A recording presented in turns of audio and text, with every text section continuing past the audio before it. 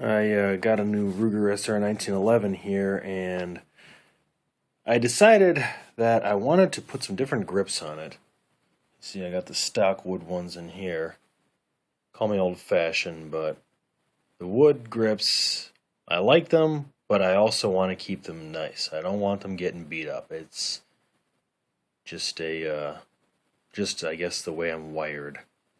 So I looked around and I decided I wanted something that matched the stainless finish of the gun. So I went over to Cabela's, and I went into Cabela's looking for the Hogue grips, but they had the Pachmayrs here too, and I'm getting some reflection there. And I popped them both out of the package, went back and forth, back and forth. The Hogues, they looked more tactical and kind of cool, but the Pachmayrs felt more durable.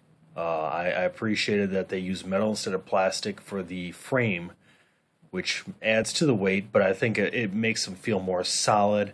And I just had this image of the Hogue grips wanting to crack at some point.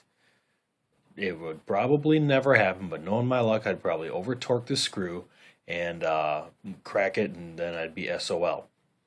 So I bit the bullet and I just went with the Pachmayrs instead because I wanted something with the little finger grips. I just thought it looked cool. Haven't had a chance to try and shoot it yet, but I do appreciate the way it feels. And this is the final result. Let's see if we can get a little light there. Here we go. Now I've got this gun open, and unfortunately I'm using my phone, so I've got to try to one-hand it if I want to close this thing up. But I like the way that it works with the hardware to complement the little black MIM pieces on there, the grip safety, the hammer. Well, hammer's not MIM, but it's still black. Let's see if I can one hand put this thing down. Haha, I win.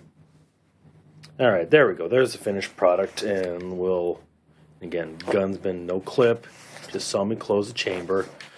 For God's sakes. Let's see if I can get a peek in there. Nothing up my sleeve. And this is what it looks like with the little grips, the finger grooves there. And safety's on there. Feel better. Black, black, black. All matches.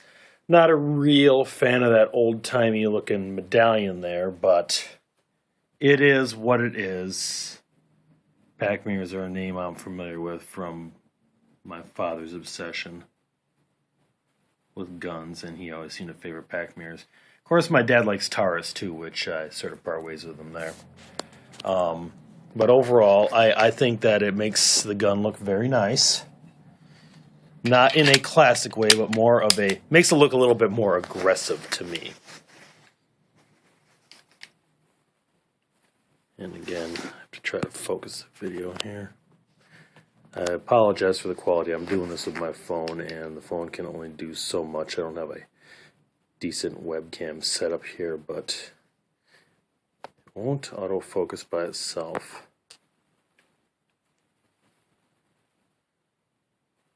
But that's what it looks like in the hand. And the grips don't add much width. I wanted something that would slim down the grip just a little bit. And I think in the end, these are actually about the same width as the wood ones. But it feels secure in the hand, and again, I don't have it. Very hard to decock this thing with this beaver tail one-handed. Oh, there we go. Decock now. But overall, it does have it's much easier for me to cock this hammer with these grips on here. This gun comes with a very tight spring. I haven't shot it enough to really break it in yet. But overall, it feels very nice in the hand. And either way, even if I wind up hating it, these are like $25, and if worse comes to worse and I just can't stand the finger grips, I could probably just easily cut this part off. It's kind of a soft, flexible rubber with the metal frame underneath here, and just keep them as a set of black standard grips. But I highly doubt I'll do that. So I just wanted to give you an idea of what a set of alternate grips would look like on the Ruger SR1911. I think it pops really nice. I did not change the screws, just used the stock screws that came with it. I saw another guy had put black grips with stainless screws on there. That seemed, I don't know, didn't really quite do it for me. I think this works out pretty nice for what it is. These grips are kind of tacky. They probably would not do very well for inside concealed type carry. These will probably catch on the clothing quite a bit. But for gripping and holding, if you're just kind of, excuse me, just shooting for pleasure, maybe some target practice, this would be fine. I've heard people complain about finger grooves for competition, changing hands, quick draw, reloads, that kind of stuff. So I'm not a competitive shooter by any stretch. And if ever I became one, I don't know if this would be the gun I'd use for or not. I just, excuse me, bought this gun because this is my first gun I ever bought. I kind of want to leave it more or less alone. But I primarily wanted an alternate set of grips so I could basically stow the originals and to keep them nice. And, if ever this gun decides to wind up on a shelf somewhere and just for presentation's sake, I didn't want the medallions getting all worn down. I didn't want the grips getting all scuffed and beat up and nicked up and everything like that. And I wouldn't feel so bad if the rubber grips took any kind of damage. These are all, for all intents and purposes, disposable. But my thumb isn't quite long enough to reach the magazine release. I still have to kind of turn. I still have to put my finger up against the finger guard to get it out of there. But, so no real gain in grip or flexibility there that way. I'm still having to kind of shift or adjust the machine, which is one reason why I don't think I'd ever be able to use this competitively, because being able to pop a magazine is, I think, one of the key points of competitive shooting, being able to reload very quickly, which, unless I change this out, which, standard 1911, I could remove that and put in an extended release if I wanted to, but that's not really the point of what I've got this for. I'm just got this for the sake of having it.